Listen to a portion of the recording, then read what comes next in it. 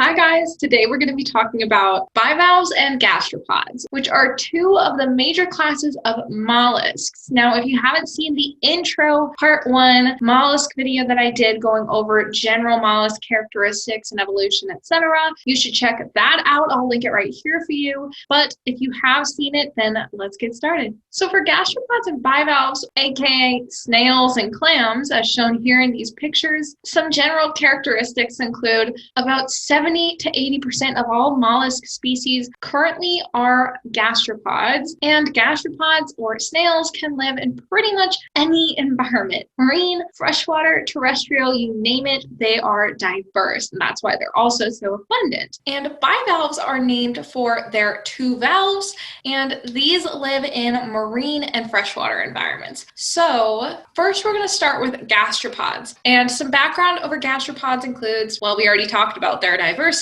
They're super diverse, not only now, but throughout all of Earth's history since the Cambrian explosion pretty much. And like we just mentioned, they can live in lots of different environments, even though their body plan is relatively primitive compared to other groups of mollusks. So if we look to the image on the left, we see some labeled gastropods, and we'll get into details about the different body parts and shell parts of a gastropod in a few slides. But for now, if we look at these labels, we can see the foot is pretty much the body or the bottom of the body of the snail, and the foot is what secretes mucus so that the snail can move. And I think this is also the mucus that everybody is so crazy about right now for skincare.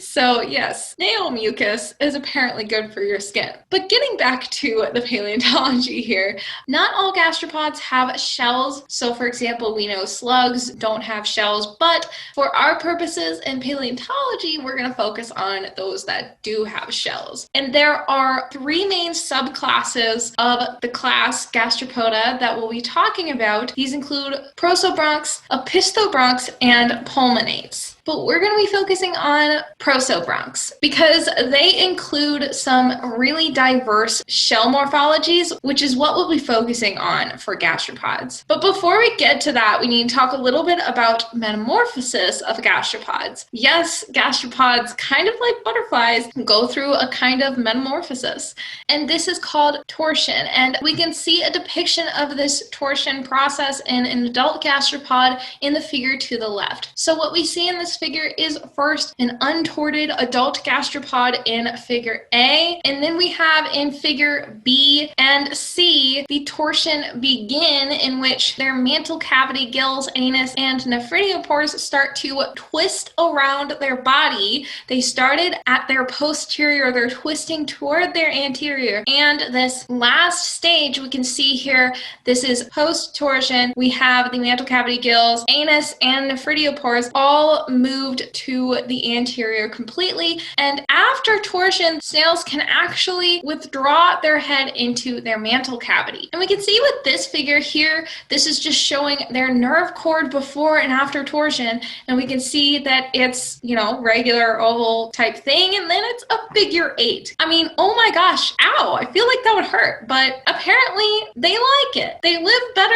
Evolution kind of went that way for snails, and apparently that's advantageous for them in some way. But it's still pretty uncertain why snail evolution kind of went in this direction of this crazy torsion mechanism. But in general, the theories on why they do this are pretty much boiled down to it's either helpful for balance in some way or protection in some way. So it's kind of an unknown question at this point. But moving on from snail metamorphosis, we have classification. So we already talked about prosobranchs, opistobranchs, and pulmonates as the three main subclasses of gastropods. But in terms of prosobranchs, which are the main ones we'll be talking about, this subclass includes 3 orders, which thankfully are easier to say. And these orders are archaeogastropods, mesogastropods, and neogastropods. So thankfully here we have the prefixes that kind of tell us how these guys evolved. First of all, archaeo means old, so they're probably first in terms of evolution of prosobranchs, and then you got meso, meaning middle,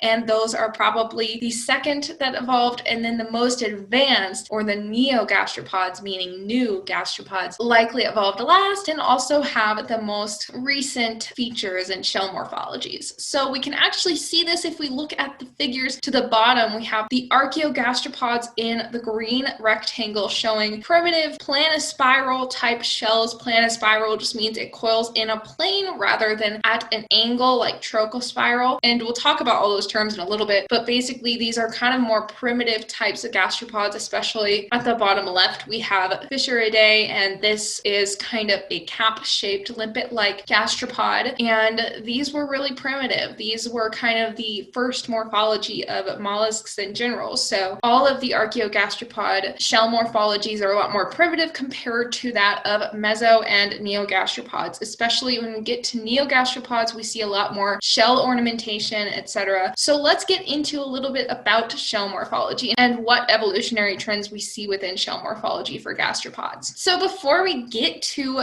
the evolutionary trends, we of course have to go through some terminology. We have here on this slide labeled features of gastropod shells, including the aperture, so the opening of the shell where the snail head would come out if there was a snail living in it. And then you have spires, so the spire of a gastropod shell includes all the whorls, which is another term we'll get to in a second, that aren't the main body whorl. And we'll also mention that in a second. Maybe I should have changed the order of these things. But anyway, then we have the apex, which is the tippy tip of the gastropod shell and the oldest part. And then you have whorls, which of course is important for spires, like we just talked about. Whorls are basically each 360 twist of the shell. And then you have the body whorl, which is the last whorl in the shell that contains the body of the snail. And everything that's not the body whorl is in the spire, and that's what defines the spire. And then you have the columella, which is kind of the axis that the shell is coiling around, but instead of just being an axis, it's actually a feature that is there and present. So that's the columella. It's well pointed out in the right side of this figure with those cross sections of the gastropod shells. And then we have the siphonal notch, which, as we can see in the bottom left of the figure, is kind of a little notch where the siphon would go, which is a feature of gastropods that when they're living is used to draw up water into the mantle. And then you have sutures, which are the indented line type partitions between each whorl. And then we have some terms here that aren't labeled on these depictions, so we need to get some new figures to go through these last four terms: ribs, spiral angle, umbilicus, and varices. So the first one, ribs, we can see on the left image are these raised ridges running perpendicular to the growth direction of the gastropod. Then we have the spiral angle seen in the middle picture, which is the angle from the gastropod apex out toward the direction of growth of the gastropod, and the angle that makes is the spiral angle. And then we have the umbilicus, which is this pink circle I circled here in the right picture, where we have a hollow cone-shaped space within the whorls of a coiled gastropod. And then we have varices, which are shown on this slide,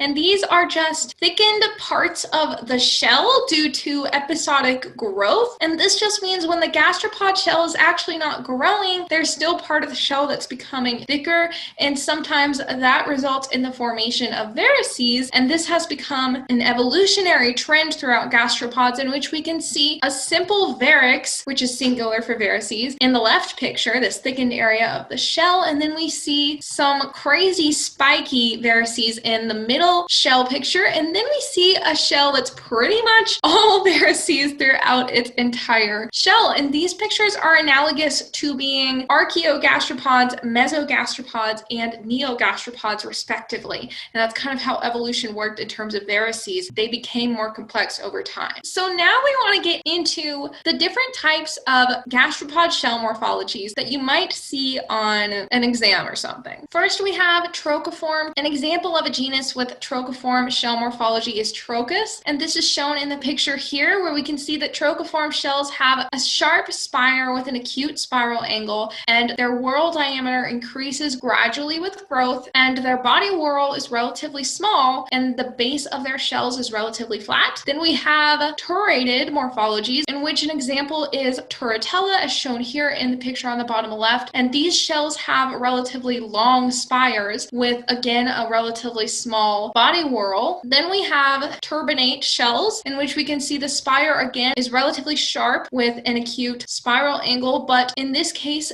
the base of the shell is convex and the body whorl is relatively large. Then we have discoidal shells, which an example is Pleorbis, and these shells, as we can see, are planispiral, or they coil in one plane rather than being elongated in their coil like the other ones we see here on this slide. And this is a relatively primitive shell morphology, being planispiral, but it's not the only shell morphology that's planispiral. There's another one called Maclorides, and I put a question mark here because this actually wasn't listed in the types of shell morphologies that I was looking at the source that I was using, but I distinctly remember when I studied paleontology, this was listed as one of them, and it's similar to discoidal in that it is planispiral, but it's distinct from discoidal in that it has one flat surface and then one surface that's convex. But I would take into account that Maclorides might not actually be a name of a group of shell morphologies, but it is the name of the genus of this type of shell. Then we have cylindrical, and as we can see with cylindrical, we have the spire is still relatively sharp and acute, but it has a really small spire compared to that of the body whorl, and it has a relatively large and elongated aperture. Similarly to cylindrical, we have conical, which also has a large and elongated aperture and a very tiny spire compared to that of the body whorl. Then we have fusiform, which is shown by the example genus of Fusinus, and this shell is pretty distinct, I would say, compared to all the others we've seen so far. And the most distinctive feature of fusiform shells is that their body whorl is thick in the middle and then tapers down to the end, and this is typically a more advanced shell type, so you'll typically see this more often in like neogastropods and stuff. Then we have globular shell morphologies. In this case, we have the example Natica, and this is showing the really tiny little spire there at the top with an almost planispiral-like shell with a huge body whorl with a very large aperture relative to the rest of the shell. And I remember this one because it kind of looks globular. I mean, the word just matches, so that's a good way to remember that one. And then we have convolute, which is shown here by the genus Cypria, which is typically, I think, what you would think of if you wanted like a shell necklace. I think I had one of those at one point, and they're very distinct. As we can see, they have apertures that run the entire length of the shell, and their apertures have lips that are crenulated, and this is just a really distinct feature for convolute shells. Then we have vermiform shells. That says vemiform. It's supposed to have an R there, vermiform, and these are shown by the example genus of Vermicularia, and this is shown in the picture here where we have this spire that begins tight and then kind of seems like it starts to uncoil, honestly, as it goes on and grows further. And so the typical way to remember this shell type is that it's kind of worm-like in shape. Then we have Papaeform. I'm gonna go with that. So Papaeform is shown by this example genus of Papa, and this is shown in the picture with the kind of almost globular-like shell form, but more elongated, and we can see that the aperture is thickened toward the bottom of the shell. Then we have Patelliform, and this is shown by the example of Petaloida, and this is shown here at the bottom of the slide where we have this more primitive limpet-like cap-shaped shell, and there's really nothing else to say about this one. It's pretty distinctive. If you see this, you'll know right away that is Patelliform. And then we have Ariform with the example of Haliotis, and this is shown here in the bottom right. As we can see here, it has a very large aperture compared to its entire shell, and it has a very short spire that's kind of offset and curved in a way that almost makes it look like a valve from a clam shell, but it's not. And so that's kind of the way that I remember it. This one looks more like a bivalve shell than a gastropod shell. Then we have Bellerophontids. This is another example like Maclorides that actually wasn't listed in the source that I was using to find these morphology types, but I wanted to include it because I think it's an important one that I learned when I was doing paleontology, and I like this one because it is relatively distinctive as well. Bellerophontids are coiled planispirally, so in one plane, but as they coil, they thicken, and so we can easily tell when we have a planispiral gastropod shell that thickens a lot toward its aperture that it's probably a Bellerophontid. So that is it for the shell morphology types for gastropods, but now we need to talk a little bit about the coiling of gastropods, and you might think, oh, we just talked about the coiling, but there are a few more terms that we need to know about the coiling that's not not tied to morphology type or anything. It's just about the way the shell coils. And these terms include isostrophic, hyperstrophic, and orthostrophic. Isostrophic gastropods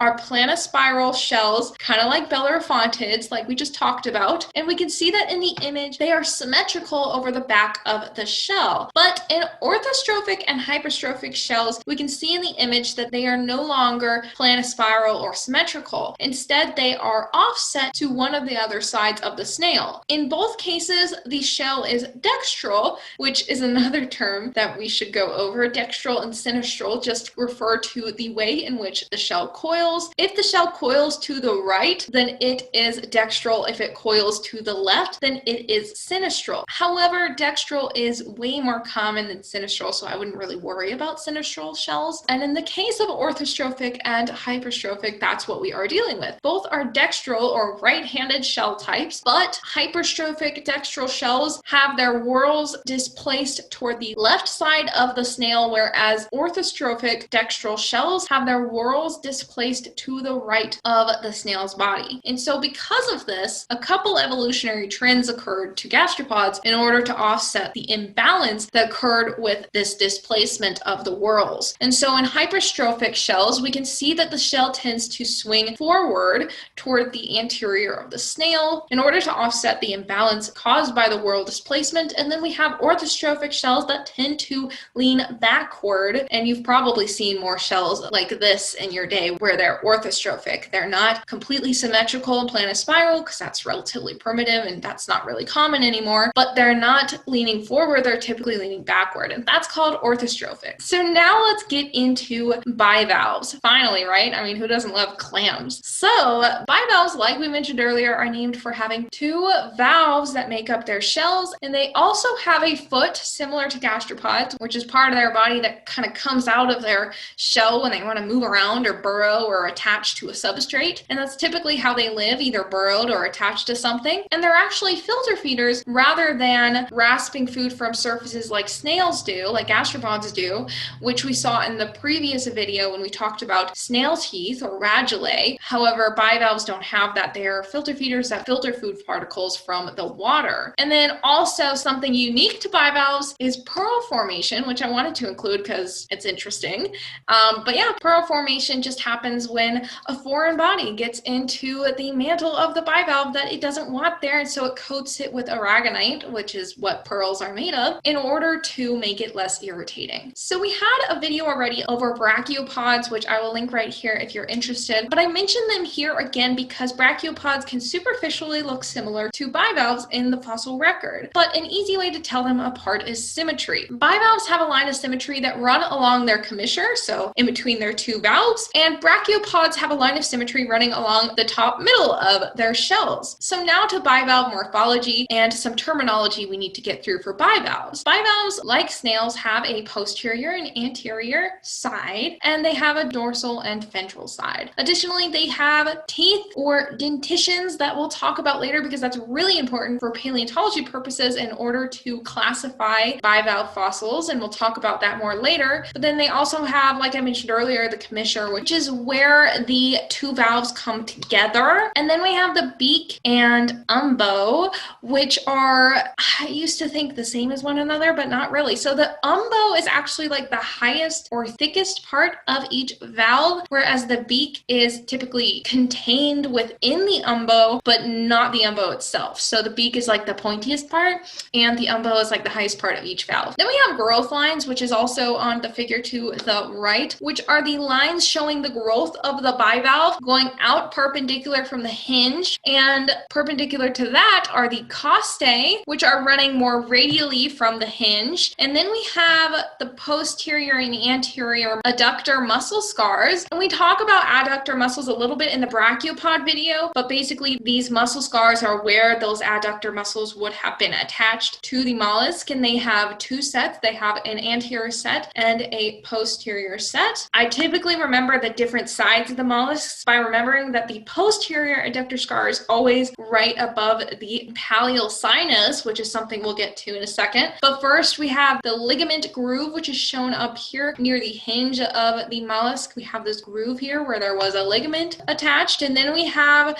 the the paleosinus and paleoline, which we can see the paleoline is kind of just this line near the edge of the mollusk shell, and then we have the paleosinus, which is always under that posterior adductor scar, and that sinus is just a little notch there from the paleoline that kind of curves inward toward the shell. Now going to classification of bivalves. Classification of bivalves is largely based on gill structure, which is what we'll talk about on this slide, but then we'll talk in later slides about how that classification kind of got changed later on. But in this slide, we can see that there are 4 different gill structures showing 4 different subclasses of bivalves, and these include protobranchs, philobranchs, eulamellobranchs, and septibranchs. And these have gill structures in which the protobranchs is a simple leaf shape, probably the most primitive, which is why it also is prefixed by proto. Then we have philobranchs, which are more folded, and the descending and ascending portions of the gills are sometimes connected. And then we have eulamellobranch gills, which have adjacent filaments and portions of the same filaments that may be connected as well.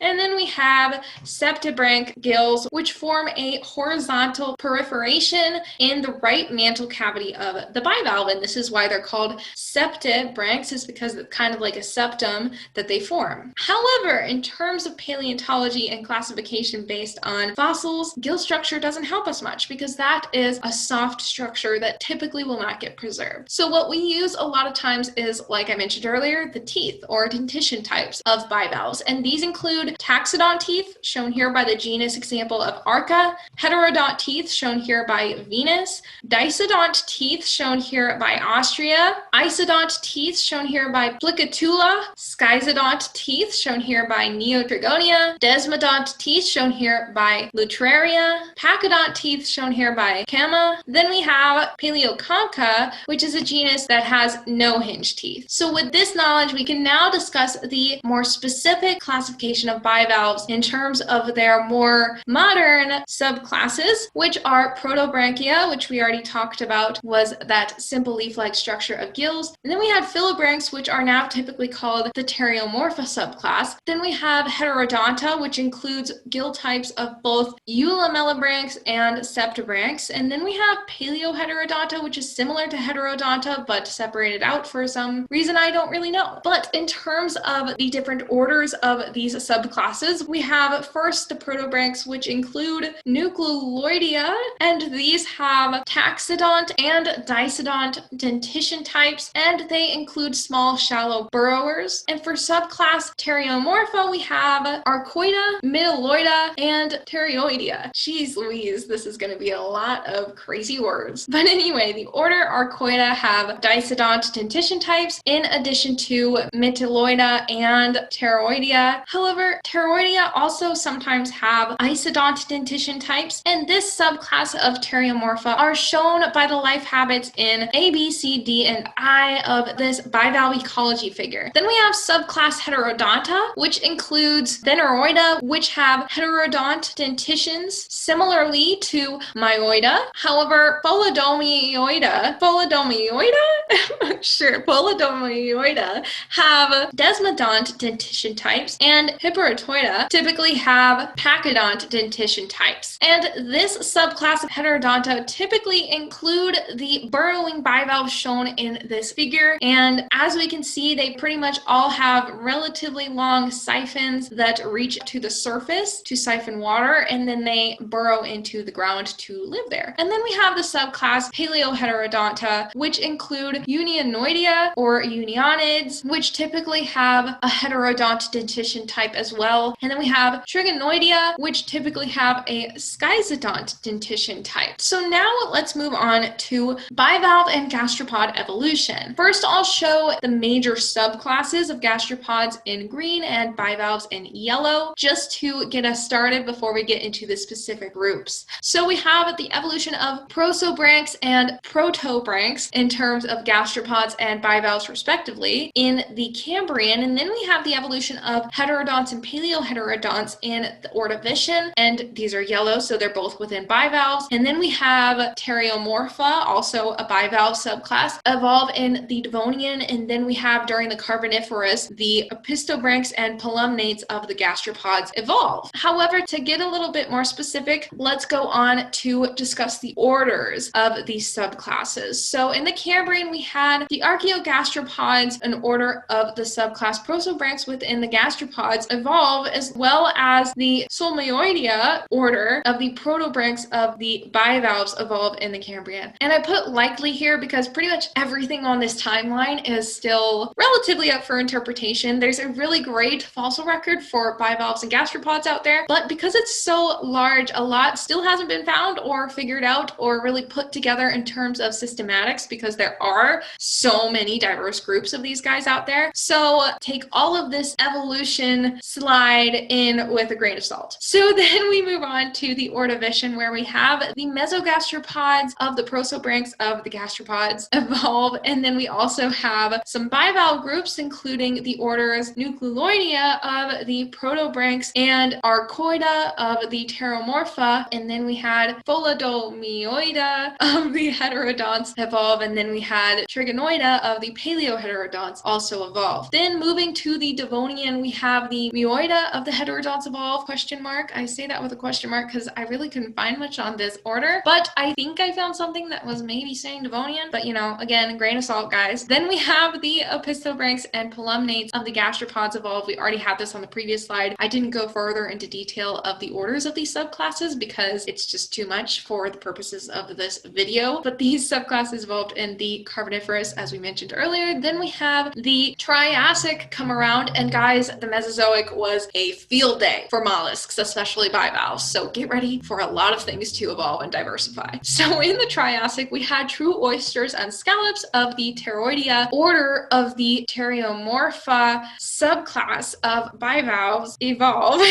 and these oysters and scallops really diversified and dominated throughout the Mesozoic after their appearance in the Triassic. Then we had true mussels of Mytoloidea of the Pteriomorpha subclass evolve in the Jurassic, as well as the first rudists, which were highly asymmetrical bivalves of the group Hemperotoida in the Heterodonta subclass evolve, and these rudists were really important for the Mesozoic, and I talk about that in my Mesozoic era video. If you want to check out that video, I'll link it right here, but basically rudists dominated the Mesozoic like hardcore, guys. There were literally rudists reefs, and I show a picture of one of these in that video, and it's like insane. It just looks like they were everywhere, and they were. And so rudists were really important for this time, and they evolved in the Jurassic, and then also in the Jurassic Unionidae of the paleoheterodonts evolved as well. Then we had the neogastropods of the prosobranchs evolve for the gastropods, and then lastly for the bivalves we had the Venus clams of the Veneroida order of subclass Heterodonta evolve in the Cretaceous.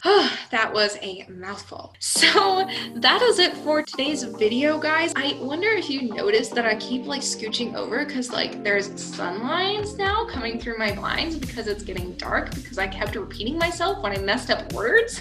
But anyway, I just want to let y'all know that upcoming videos for the paleontology playlist include the Cephalopod video, which is the last mollusk video we'll have, and then the arthropods, which is the next phylum we'll move to after the mollusks. So please, if you're interested, come back for those. If they're already out, go check those out. And thanks again for watching. Can't wait to see you guys next time. Bye. How do I say this? Prosobranch, bronx, branches. Let's Google how to say this. Prosobranch. Prosobranchia. Prosobranchia. That sounds weird. I feel like it's bronch. Okay, let's try this. Prosobranchs. Branchs? Oh my god, I'm disgusting myself. Why does that sound so weird?